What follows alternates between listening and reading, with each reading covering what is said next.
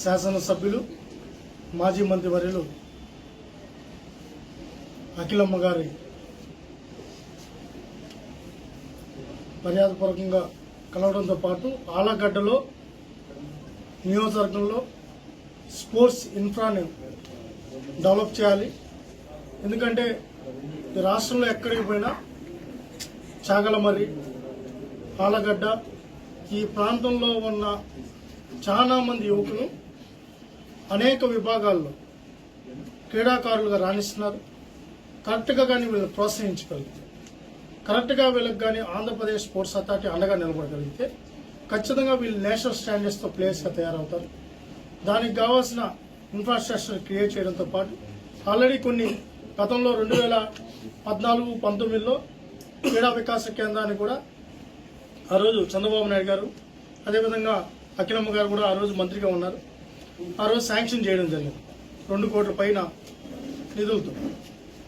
Construction జరిగి పునాదులేసి ముందుకెళ్తున్న తరుణంలో దురదృష్టవశాత్తు రాష్ట్ర ప్రభుత్వం మారడం, ఎప్పుడు అభివృద్ధిని ఆటంకాలు ఏర్పడడం, తూతూ మంత్రంగా ముందుకెళ్ళడం, ఫౌండేషన్ ముందే అభిషేకాలు చేయించుకోవడం, తర్వాత ఏదో ఒకటి మసిపూసి మా ఎలక్షన్ కోసం మసిపూసి మారేడుకాయ చేయడం, 4 రేకులు వేసేసి ముందుకు సాగించారు.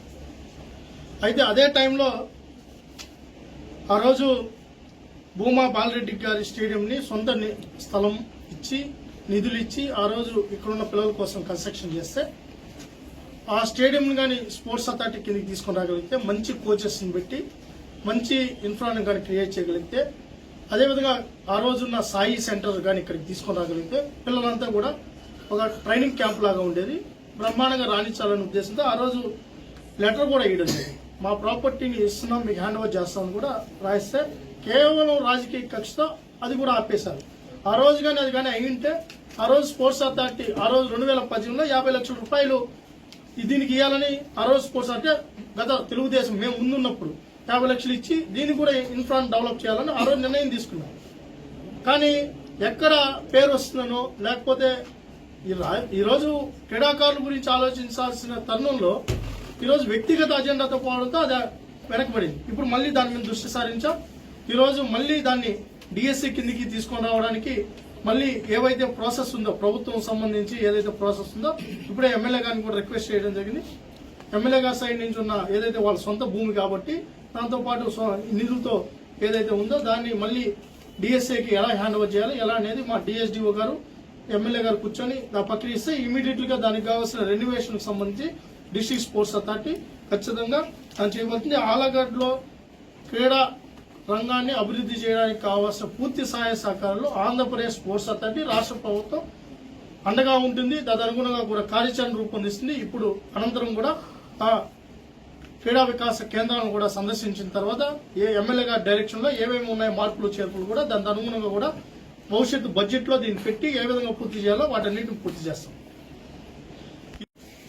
ఇంతకుముందే ఎమ్మెల్యే గారు చెప్పారు 6 నెలలు కాల ఈ జగన్మోహన్ రెడ్డి ఆయనతో ఉన్న ఎవరైతే ఆ బ్యాచ్ ఎవరైతే ఉన్నారో 6 నెలలు కాకముందనే శవాల మీద పేలాలే ఏర్కొనేటట్టు ప్రభుత్వాన్ని విమర్శించే పనిగా పెట్టుకుంది. నిన్న వాళ్ళ వైఎస్ఆర్సీపీ కేంద్ర కార్యాలయంలో ఫీజు రీఎంబర్స్మెంట్ మీద పోరుబాటంట. ఆంబోతు రాంబాబు, ఆ ఎవరో ఆ గూర్ఖా మాజీ మంత్రి, ఇంకో 2-3 ఎమ్మెల్సీలు నాయకులందరూ కలిసి ఒక పోస్టర్ రిలీజ్ చేశారు. సిగ్గు శరం ఉందా అని అడుగుతున్నాం. మీరు మనుషులేనా అని అడుగుతున్నాం. మీరే కదా మొన్నటి వరకు మీరు అధికారంలో ఉండింది. ఫీజు రీఎంబర్స్మెంట్ బకాయిలు పెట్టేసిపోయింది ఎవరు? మీరు కాదా? ఎవరు బకాయిలు పెట్టారు? మీ బకాయిల్ని మీరు తీర్చలేదని కలెక్టరేట్ ధర్నా పెడతారా? అది కూడా పోరుబాటంట. ఏం పాట? పోరుబాటు. సిగ్గు సరే నువ్వు కాకరించి ఊంచేశారు మిమ్మల్ని అందరినీ. 165 సీట్లు తెలుగుదేశం కూటమి పార్టీకి ఇస్తే ఆ 11 సీట్లలో కూడా 1000-2000 ఓట్లతో గెలిచినట్టు ఒక 4-5 ఉన్నాయి. అంటే మీ సీట్లు 4-5. మీరు మళ్ళా 6 నెలలనే పోరుబాటంట. మేము సూటిగా అడుగుతున్నాం. ఆ రోజు రాజశేఖర రెడ్డి గారు ఫీజు రీఎంబర్స్మెంట్ ని అమలు చేశారు. ఆ ఆ స్కీమ్ని మీరు ఎందుకు రద్దు చేశారు? మీ తండ్రి ప్రవేశపెట్టారని మీరే చెప్పుకున్నారు కదా. ఆ ఫీజు రీఎంబర్స్మెంట్ అనే పదాన్ని తీసేసి డైరెక్ట్గా తల్లిదండ్రులకే మేము అమౌంట్ వేస్తాం, కాలేజీలకు అమౌంట్ ఇవ్వమని చెప్పి మీరు ఎందుకు తీసుకొని వచ్చారు? అంటే మీ తండ్రిని ఎవరు అవమానించారు? ఈరోజు తల్లిదండ్రుల అకౌంట్లో డబ్బులు వేస్తారని చెప్పి కాలేజీ అకౌంట్లో డబ్బులు వేయకుండా విద్యార్థులను ఇబ్బంది పెట్టి ఇట కాలేజీ యాజమాన్యాలేమో రన్ చేయలేని పరిస్థితి, విద్యార్థులేమో ఫీజులు కట్టలేని పరిస్థితి, తల్లిదండ్రుల అకౌంట్లో డబ్బులు వేసే పరిస్థితిలా కోవిడ్ పేరుతో 2 సంవత్సరాలు ఫీజు రీఎంబర్స్మెంట్ ఇవ్వకుండానే చేశారు. కాలేజీలు జరగలే కదా, విద్యార్థిని మేము ఎందుకు పే చేయాలి, కాలేజీలే జరగనప్పుడు మేము ఎందుకు డబ్బు ఇవ్వాలని చెప్పి 2 ఏళ్ళు బకాయిలు పెట్టారు. తర్వాత కోవిడ్ తర్వాత మీరు వేశారంటే లాస్ట్ 4 టర్ములు ఏది ప్రభుత్వం దిగిపోయే 4 టర్ములు మీరు బకాయిలు పెట్టేసి వెళ్ళింది వాస్తవా కాదా? ఆధారాలతో కూడా మీరు మొన్న అసెంబ్లీ సాక్షిగా చర్చ జరిగినప్పుడు ఇదిగో నివేదిక 2486 కోట్ల రూపాయలు 2486 కోట్ల రూపాయలు మీరు బకాయిలు పెట్టింది వాస్తవా కాదా? దాని తర్వాత స్కాలర్షిప్లు కానీ తర్వాత ఈబీసీలకు సంబంధించిన ఫీజు ఏదైతే హాస్టల్ ఫీజులు వాటన్నిటికి సంబంధించింది 988 కోట్లు మీరు బకాయిలు పెట్టింది వాస్తవా కాదా? ఇవి కాకుండా ఎంటీఎఫ్ బకాయిలు పెట్టారు, ఆర్టీఎఫ్ బకాయిలు పెట్టారు. 3474 కోట్లు 3474 కోట్ల రూపాయలు మీరు ప్రభుత్వం దిగే నాటికి మీరు బకాయిలు పెట్టింది వాస్తవా కాదా? 6000 కోట్ల రూపాయలు విద్యార్థులకు కావాల్సిన నిధుల్ని మీరు బకాయిలు పెట్టి ఓవరాల్ గా సిగ్గు శరం లేకుండా మళ్ళీ అడుగుతున్నాం, సిగ్గు శరం ఉన్నారు మళ్ళీ మీకు. ఈరోజు లోకేష్ గారిని చంద్రబాబు నాయుడు గారు కూటమి ప్రభుత్వాన్ని విమర్శిస్తారా? పోరు బాట పడతారు. ఇది ఎవరు కడతారు? ఇది ఎవరు కడతారు అని అడుగుతున్నాం. మేము కడతాం. అయినా కూడా రాష్ట్రంలో లోటు బడ్జెట్ లో ఉన్నా కూడా ప్రతి బకాయిని వెనక్కి మళ్లీ ఇస్తామని చెప్పి విద్యాశాఖ మంత్రిగా స్పష్టంగా ప్రకటించడం జరిగింది అసెంబ్లీలో. ఈ మొదటి విధంగా ఈ 6 నెలలకు సంబంధించిన కంతులు 750 కోట్ల రూపాయలు ముఖ్యమంత్రి గారు కూడా మనం ప్రకటించడం జరిగింది. అమౌంట్ వేస్తున్నామని చెప్పి ఈ వారంలో అమౌంట్ డైరెక్ట్ గా కాలేజీలకే పడేట్లు. ఈ రోజు ఆ రోజు యువగలం పాదయాత్ర ఇదే ఆలగడ్డలో కూడా ఆ రోజు పాదయాత్ర చేస్తూ ఆయన ఒకటే చెప్పారు. చాలా మంది విద్యార్థులు కూడా ఇక్కడ కలిసినప్పుడు ఆయన ఏం చెప్పారంటే, చాలా మంది విద్యార్థులు లోకేష్ గారిని కలిసి, సార్ విద్యా దీవెన అనేది తల్లిదండ్రుల అకౌంట్లు వేస్తున్నారు, కాలేజీ ఫీజులేమో 60,000 70,000 ఉండేది, ఇక్కడేమో వీళ్ళు వేసేది 20,000 వేస్తున్నారు తెలుసు, 30,000 వేస్తున్నారు తెలుసు. ఆ కాలేజీలకు 60,000 కడితే కానీ సర్టిఫికెట్ ఇచ్చే పరిస్థితి లేదు. కాబట్టి గతంలో ఎంత ఫీజు ఉంటే అంత ఫీజు రీఎంబర్స్మెంట్ చేసేవాళ్ళు. కాబట్టి పాత విధానాన్ని అమలు పరచండి అంటే ఆ రోజు ఇదే నంద్యాల వేదికగా ఇదే ఆళ్లగడ్డలో విద్యార్థులు కలిసినప్పుడు ఇదే రిప్రజెంటేషన్ ఇచ్చినప్పుడు ఆయన చెప్పిన మాట, పాత ఫీజు రీఎంబర్స్మెంట్ ను అమలు చేస్తాం, అధికారంలోకి వస్తానే జీవోనిస్తామని చెప్పి కేబినెట్ లో పెట్టి జీవో ఇచ్చారు. జీవో ఇచ్చిన తర్వాత ఇదిగో జీవో ఫీజు రీఎంబర్స్మెంట్ ను పాత విధానాన్ని అమలు పరుస్తామని లోకేష్ గారు ఇచ్చిన జీవో. ఈరోజు అన్ని కళాశాలకు లెటర్లు రాసి మీ అకౌంట్ నెంబర్లు పంపిండి, మీ కళాశాలలో ఏ ఫీజు అయితే అమలవుతుందో ఒక్క రూపాయి కూడా విద్యార్థులు కట్టే పరిస్థితి ఉండకూడదు, ఇబ్బంది పడే పరిస్థితి ఉండకూడదు అని చెప్పి పాత జీవోని తీసుకుని వచ్చి ఇచ్చిన మాట ప్రకారం నిలబెట్టుకున్న వ్యక్తి నారా లోకేష్ గారు. మళ్ళా అదేవిధంగా ఈరోజు ఆ రోజు ఎంతమంది 16 లక్షల మందికి 2014-19లో విద్యార్థులు ఫీజు రీఎంబర్స్మెంట్ అమలు అవుతా ఉండింది. మీరు ఎంతమందికి కుదించారు? 9 లక్షల మందికి. మిగతా 7 లక్షల మంది ఏమవ్వాలి? వీటన్నిటికీ సమాధానం చెప్పే దమ్ము ధైర్యం మీకుందని అడుగుతున్నాం. ఫీజు పోరుబాటు అంటారా? మీరు బకాయిలు పెట్టేసి ఈరోజు గ్రాడ్యుయేట్ ఎలక్షన్లు ఒక పక్క జరుగుతున్నాయని చెప్పి అక్కడ మీరు ఒక పార్టీతో లోపాయికార ఒప్పందం పెట్టుకొని విద్యార్థుల్ని యువతను రెచ్చగొట్టే విధంగా 6 నెలలకే రోడ్డు ఎక్కే విధంగా ఈరోజు ఈ కార్యక్రమాలు చేస్తారా? కలెక్టర్ గారికి స్పష్టమైన ఆదేశాలు జారీ చేయండి.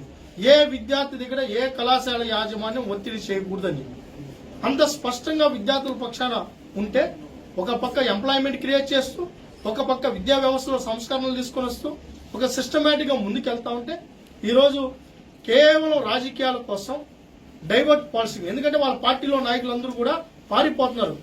రాజ్యసభలో మెంబర్లుగా ఉన్నోళ్ళు, ఎమ్మెల్సీలుగా ఉన్నోళ్ళు, ఎమ్మెల్యేలుగా పోటీ చేయడం మాకు వద్దు ఈ పార్టీ అని చెప్పి, మేము రాజకీయాలైన అస్త సన్యాసం తీసుకుంటాం తప్ప మేము ఈ పార్టీలో ఉన్నామని చెప్పి వెళ్ళిపోతామని చెప్పి ఆ డైవర్ట్ పాలిటిక్స్ చేయడానికి ఈరోజు విద్యార్థులను బలిపశువులు చేయాలనుకుంటున్నారా అని అడుగుతున్నాం. మేము ఈ విధానాలు ఏంటని అడుగుతున్నాం. అసలు నిజంగా మేము ఒకటి అడుగుతాం, ఎవరైనా ధర్నా చేయాల్సి వస్తే, ఎవరైనా వినతి పత్రాలు చేయాల్సి వస్తే జగన్మోహన్ రెడ్డి ఇంటికి వెళ్ళి వినతి పత్రం ఇవ్వాలి. ఎందుకునైనా నువ్వు బకాయిలు పెట్టేసి దిగిపోయావు, ఎందుకునైనా విద్యార్థులను మోసం చేశావు, ఫీజు రీఎంబర్స్మెంట్ పాత విధానాన్ని ఎందుకు అమలు పరచలేదు, విద్యా దీవెనలో ఎందుకు 2,400 కోట్ల రూపాయలు బకాయిలు పెట్టారు, స్కాలర్షిప్లు ఎందుకు బకాయిలు పెట్టావు, ఓవరాల్ గా 6,000 కోట్ల రూపాయలు ఎందుకు బకాయిలు పెట్టావు అని చెప్పి జగన్మోహన్ రెడ్డి ఇంటి ముందు ధర్నా చేస్తే, పోరుబాటు చేస్తే అది కరెక్ట్. అంతేగాని ఇస్తానని విద్యార్థులకు అండగా ఉంటున్నాయి ఈ కూటమి ప్రభుత్వం మీద ధర్నాలు చేస్తారంటే ఎవరు చూస్తూ ఊరుతాం. మేము కళాశాల యాజమాన్యాలకి, కోచింగ్ సెంటర్లు కూడా విజ్ఞప్తి చేస్తాం. వీళ్ళ రాజకీయాల్లో కానీ మీరు కానీ బలిపశువులు అవుతారు. మీరు కానీ ఎటువంటి ఆలోచనలు పెట్టుకున్నా యాజమాన్యాలు స్పష్టంగా చెప్తున్నాం, మీరు విద్యార్థుల్ని బలిపశువులు చేయొద్దండి. రోడ్డుకి ఎక్కించి కలెక్టరేట్ ముట్టడికి వాళ్ళు బలవంతంగా తీసుకెళ్లి మీరు కానీ వెనకాల నుండి సహకరిస్తే ఖచ్చితంగా తదనుగుణంగా కూడా చర్యలు ఉంటాయి, ఖచ్చితంగా ఉంటాయి. ఈ విధానాలని ప్రతి రూపాయి విద్యార్థులకు అందాల్సిన ప్రతి రూపాయి ఈ ప్రభుత్వం అందిస్తుంది. పాత ఏ జగన్మోహన్ రెడ్డి పెండింగ్ పెట్టిన ప్రతి రూపాయిని కూడా ఖచ్చితంగా కళాశాల యాజమాన్యాలకు చెల్లించడం జరుగుతుంది. విద్యార్థులకు కూడా మేము అప్పీల్ చేస్తున్నాం, ఎవరు నిజాయితీ గల ప్రభుత్వం ఒకసారి ఆలోచించాలి. ఈరోజు ఇంతకుముందు ఎమ్మెల్యే గారు చెప్పారు, ఒక పక్క పరిశ్రమల కోసం, పెట్టుబడుల కోసం దేశ విదేశాలు తిరిగి దావోస్కి వెళ్ళి, గతంలో మంత్రిగా ఉన్న వ్యక్తులు ముఖ్యమంత్రిగా వెళ్ళిన దావోస్ లో చలి ఎక్కువ ఉంటుంది, మేము అక్కడికి వెళ్ళాం, వాళ్ళని ఇక్కడికి పిలిపించుకుంటాం, ఇక్కడే ఎంఓఈ చేసుకుంటాం, ఇక్కడే మాట్లాడుకుంటాం అని చెప్పి సోది చెప్పిన ప్రజాప్రతినిధులు ఒక పక్క, పుట్టినరోజును సైతం కుటుంబంతో గడపకుండా దావోస్కి వెళ్లి పరిశ్రమలు, పెట్టుబడుల్ని ఆకర్షితులు చేసి 6 లక్షల కోట్లకు సంబంధించిన కంపెనీలకు సంబంధించిన ఎంఓఈలు అతి తొందరలోనే ఈ రాష్ట్రంలోనే ఎంఓఈ చేస్తారు. మొన్నే పక్క ఉన్న రాష్ట్ర మంత్రి చెప్పారు, చంద్రబాబు నాయుడు గారికి, లోకేష్ గారికి ఒక వ్యూహాత్మకమైన ఆలోచన ఉంది, దానికి అనుగుణంగానే ఉన్నారు, మేము చూసాము. ఒక తెలంగాణ ఐటీ మంత్రి చెప్పారంటే వీళ్ళకి ఇంకా చెవులో శేషం పోసినట్టు ఉంది, వీళ్ళకి కనపడ్డలా. కాబట్టి మేము ఒకటే చెప్తాం, ఫీజు రీఎంబర్స్మెంట్ పాత విధానాన్ని అమలు పరుస్తాం. ఎవరైతే పోరుబాటు చేయాలనుకున్నారో వాళ్ళందరూ జగన్ ఇంటికాడ పోరుబాటు చేయాలని చెప్పి మేము కూడా పిలుపునిస్తాం. మేము కూడా విద్యాసంఘాలు అడుగుతాం, మీరు ముందుగా జగన్ ఇంటికాడ ధర్నా చేయండి, ధర్నా చేసిన తర్వాత మనం మాట్లాడాలని కూడా తెలియజేసుకుంటూ, ఇలాంటి అవాకులు చవాకులు కానీ అంబటి రాంబాబు, ఎవరైతే గోర్ఖా మంత్రి, మాజీ మంత్రి, ఇట్లాంటి వాళ్ళందరికీ ఒకటే హెచ్చరిక, ఇంకోసారి కానీ లోకేష్ గారి గురించి అవాకులు చవాకులు వెళ్తే ఇక్కడ ఎవరు చూస్తూ ఊరుకోరు. ఒక పద్ధతి ప్రకారం పాలన చేస్తున్నాం, మమ్మల్ని రెచ్చగొట్టి వేరే విధంగా మార్చే ప్రయత్నం చేయొద్దండి. దాంతోపాటు ఈ రాష్ట్రాన్ని కూడా క్రీడాంధ్రప్రదేశ్ గా మార్చడానికి ఒక స్పష్టమైన ఆలోచనతో ముందుకెళ్తున్నాం. దాంతో భాగంగానే ఈరోజు స్పోర్ట్స్ పాలసీని తీసుకుని రావడం జరిగింది, ఇన్ఫ్రాస్ట్రక్చర్ క్రియేట్ చేయడం జరుగుతుంది. 2% నుంచి 3% రిజర్వేషన్ కూడా, స్పోర్ట్స్ రిజర్వేషన్ కూడా పెంచడం జరిగింది. దాంతో పాటు 50% కోచ్లకి నేషనల్ ప్లేయర్స్ ని తీసుకోవడంతో పాటు సమూలమైన సంస్కరణలు తీసుకొని వచ్చే విధంగా స్పోర్ట్స్ అథారిటీ పనిచేస్తుందని తెలియజేసుకుంటాం.